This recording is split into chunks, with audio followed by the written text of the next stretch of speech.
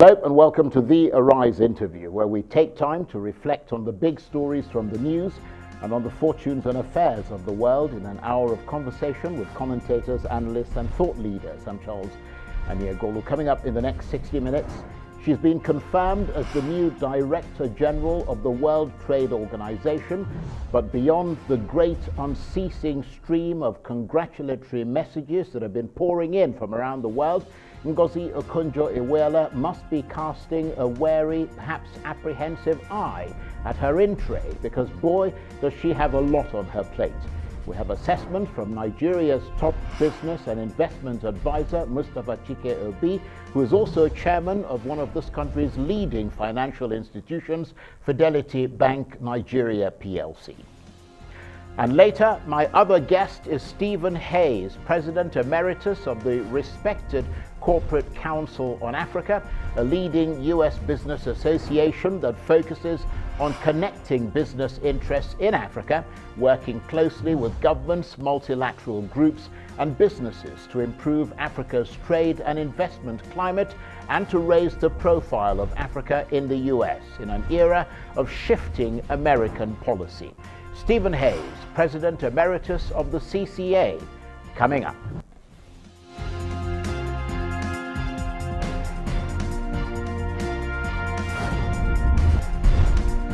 Now, history was made when Ngozi Okonjo-Iweala became the first woman and the first African to become Director General of the World Trade Organization. She, of course, brings a wealth of experience to the job as a development economist, two-term Nigerian finance minister, coordinating minister for the Nigerian economy, as well as Nigerian foreign minister for a time, and also as the number 2 at the World Bank. Before the consensus that finally approved her for the WTO job, her candidacy had been fraught with political disagreements, and there most certainly will be more of those ahead when she finally settles into the job in early March. Well, my first guest today has been following developments at the World Trade Organization closely, and in his position as chairman of one of Nigeria's top banks, Fidelity Bank Plc, and pioneer managing director of the Asset Management Corporation of Nigeria, or AMCON, Mustapha Chike Obi also monitors developments in the Nigerian and the global economy very closely indeed. And I'm delighted to say that he joins me now from our studios in Lagos. Great to see you, Mustapha. I haven't actually had the opportunity to congratulate you, first of all, on becoming the chairman of Fidelity Bank PLC, a well-deserved job, and I'm sure you're doing a pretty terrific work there. But let's start, of course, by the big news of the moment. Ngozi Okonjo-Iweala, we heard in her speech, not in this program, but a little bit earlier, and in subsequent interviews, her talking about multilateralism, something that the former US President Donald Trump scorned. How difficult is it going to be rebuilding that for the World Trade Organization? Charles, good afternoon. Thank you for the kind words. Let me start by saying that this is one of my happiest discussions on TV. I'm extremely pleased that Ngozi Okonjo-Iweala, Dr. Okonjo-Iweala, finally got what she fully deserved. There were bumps along the way. You mentioned Donald Trump's administration. They were very dogged in their what I would consider an unreasonable objection to her candidacy. And it is very gratifying that one of ours, who turned out to be the best candidate by a mile, got what she deserved. Listen, her job is the DG of the World Trade Organization. And I do emphasize the world. It's not Nigerian Trade Organization, and it's not Africa Trade Organization, it is the world. Our responsibility is to the world and to ease world trade. That means there must be multilateralism in her approach. She has spent all of her life, professional life, on multilateralism. I think she's very well prepared mentally, professionally, and emotionally to bring a world that was a bit splintered back together, given Trump's attitude and given the COVID and the COVID nationalism. I think she's very well placed to do an excellent job where she's sitting right now. Perfect fit for her. Well, I'm glad you brought up those points, because obviously beyond being deliriously happy that she's finally been confirmed for the top job, which we all are, I expect millions of others, not just in Nigeria but across the world, after that rather fraught disagreement with the Trump reaction, but the Trump administration rather, but the WTO, of course, a very large ship to steer, and she has to deal with all this intense coordination, and the world, of course, is in the middle of the pandemic. So to say the least, it's not going to be an easy time for her. Well, I will tell you that, I worked briefly. She was my boss when I was at AMCON. My two bosses were the Minister of Finance and the CBN governor. And I can tell you that she's used to working in very difficult circumstances. I will tell you, Charles, being Minister of Finance of Nigeria is almost as difficult, I think. I think she's been well trained for a very difficult time. And I think she cherishes difficult challenges.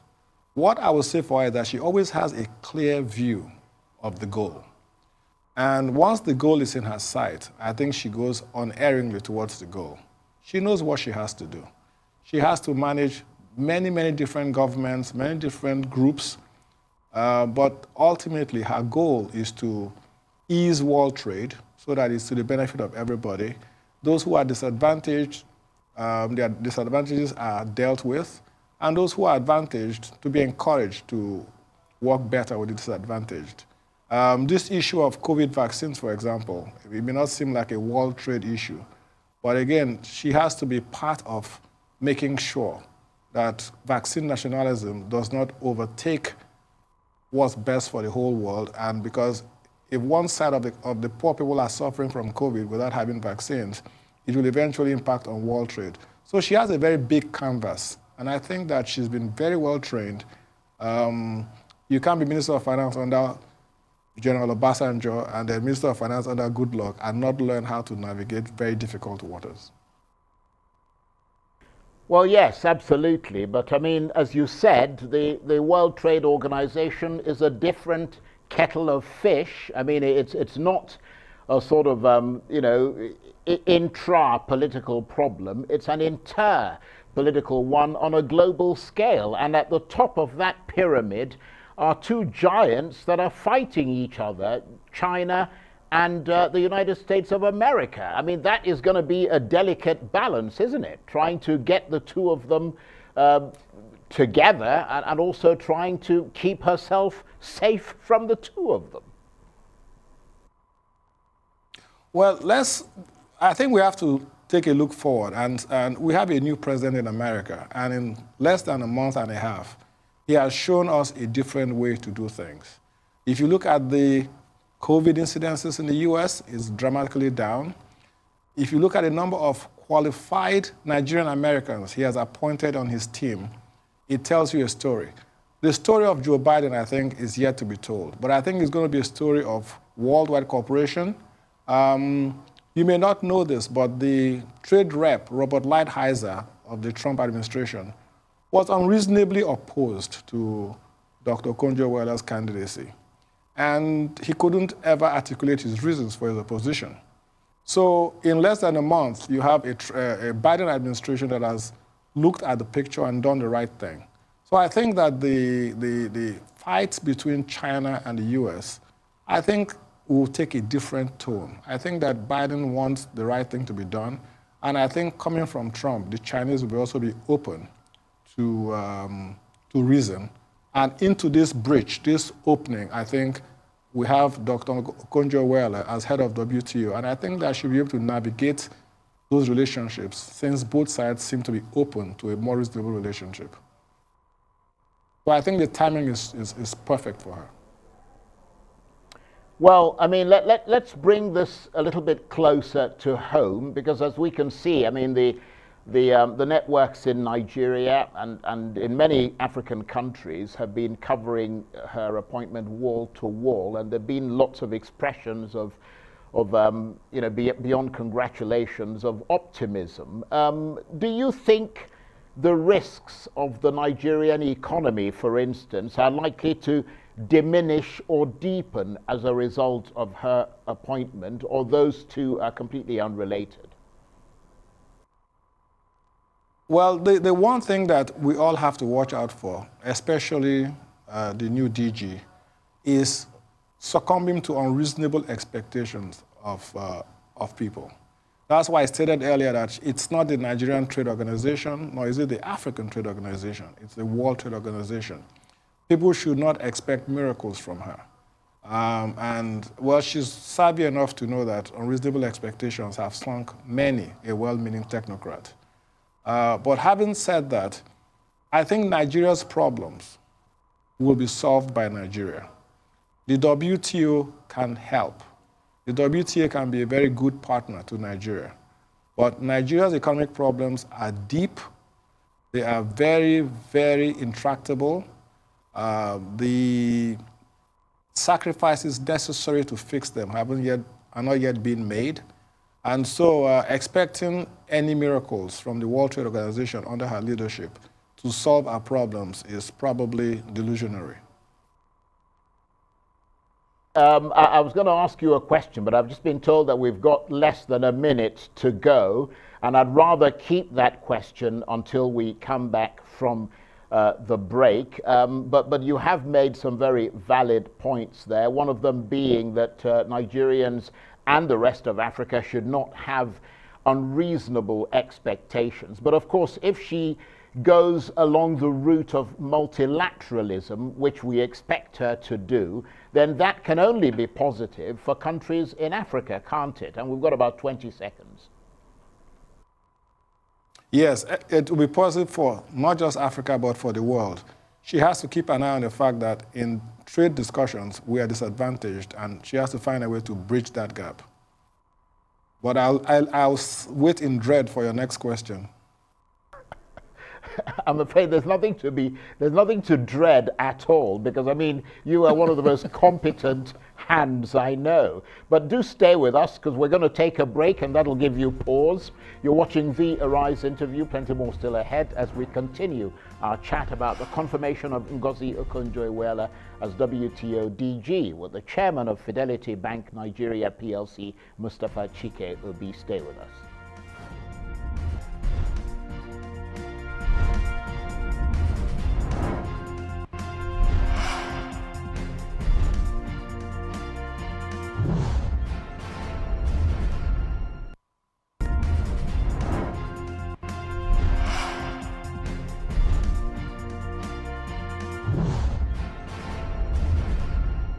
Welcome back to the Arise interview. I'm Charles Onyegolu. Now, as you've probably heard by now, the former Nigerian Finance Minister, Ngozi Okonjo-Iweala, has become the first woman and the first African Director General of the World Trade Organization. After her selection, she said the organization had made history in her appointment, but the coronavirus had laid bare how essential the role of the WTO was. She said the pandemic had highlighted the interdependency of countries and the importance of multilateralism, as well as the need to strengthen collaboration to achieve fair and balanced trade agreements, which would in turn provide opportunities to all WTO members, particularly for the least developed countries. She also went on to acknowledge the magnitude of the task ahead, which she said were numerous and tricky, but not insurmountable.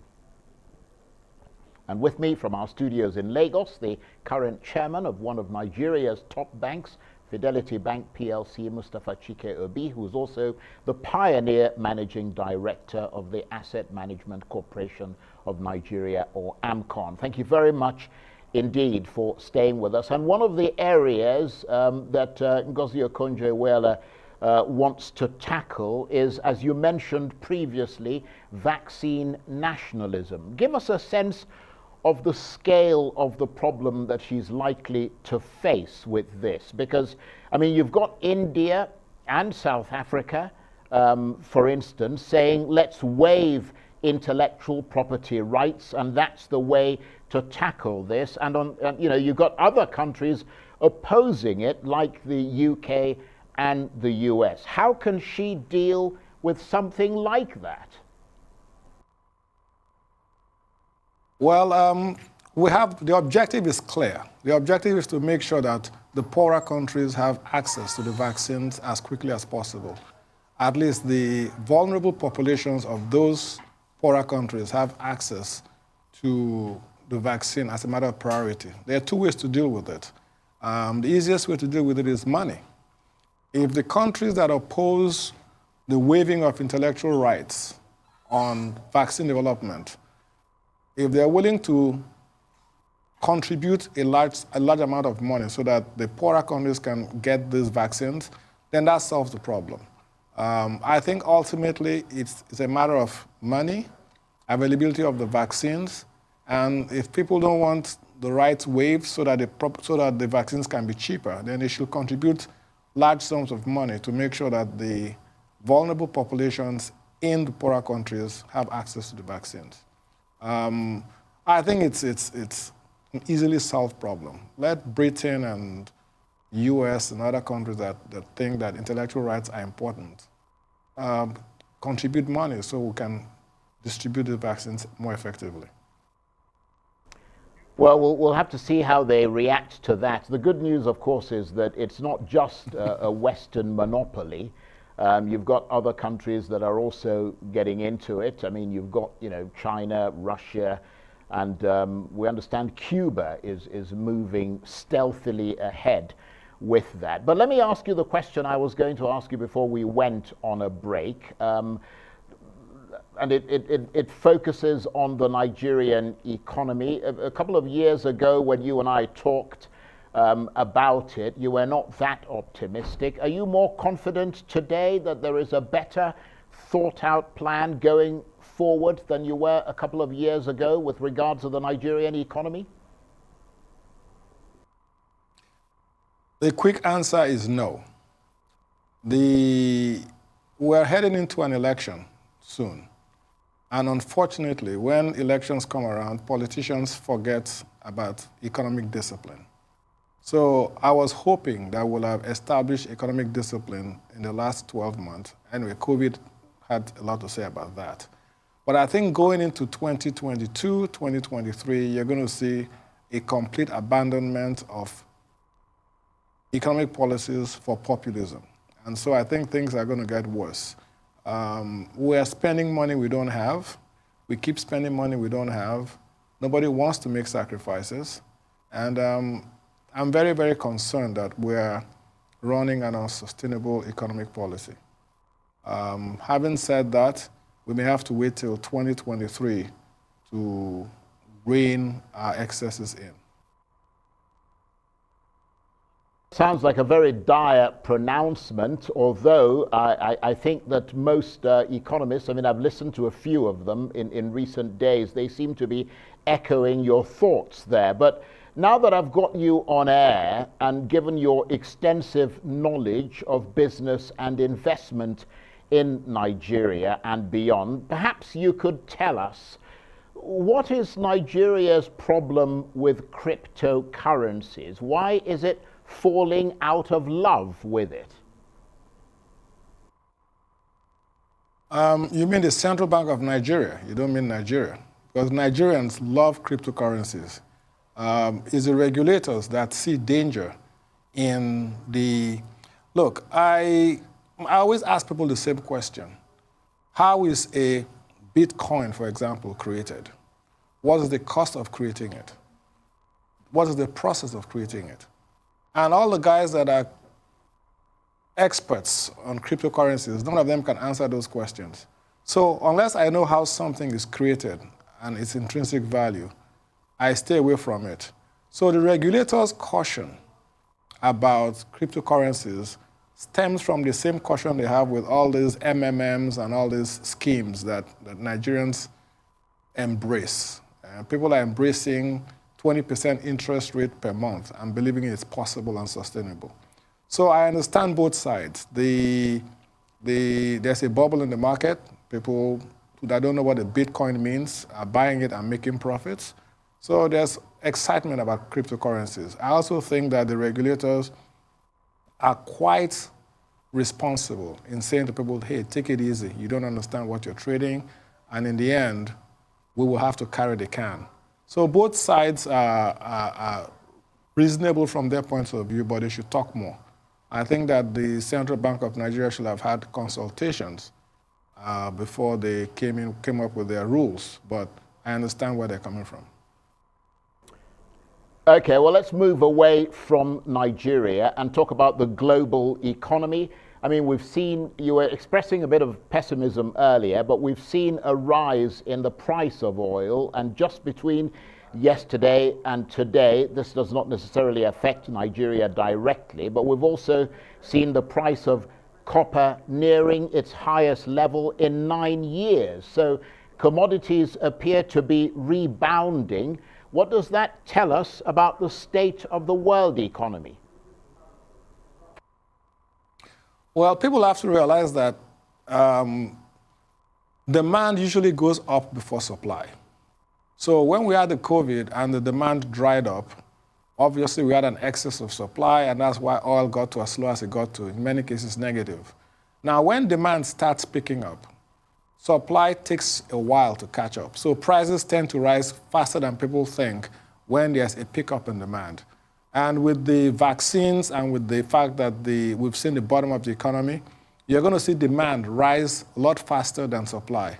And you're going to see prices go to higher levels than you're seeing here.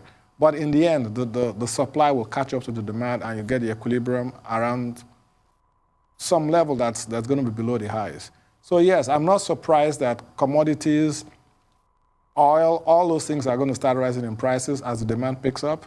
As we get the COVID under control, you're going to see a much quicker rise in demand than you see in supply. So for the next 12 months, I guess, you're going to see rise in prices of all commodities and of all goods. And then as the demand catches up, the prices will moderate. So, I mean, briefly, because we've got about 30 seconds or so left, does that give you a sense of optimism about the world economy? Not so much now, but where it's likely going to be in the next 6 months or a year from now? Well, I think it'll be better than it was in the last 6 months. I don't think we're going to see a full recovery, especially in important things like travel, hospitality, tourism. All those things are going to keep suffering till the end of this year. But yes, the world is resilient. I mean, the COVID experience is not any worse than the Second World War. I mean, the world came out of the Second World War. The world is resilient. We're going to be fine. Right. Okay. As a world, we're going to be fine as a country. Okay. And I think that we can all look forward Mustapha, to I'm really sorry, but I have to next interrupt you. Mustapha Chike Obi is the chairman of Fidelity Bank PLC. Thank you very much indeed. And you're watching the Arise interview. Plenty more still ahead, including my next guest, Stephen Hayes, President Emeritus of the respected Corporate Council of Africa. Stay with us.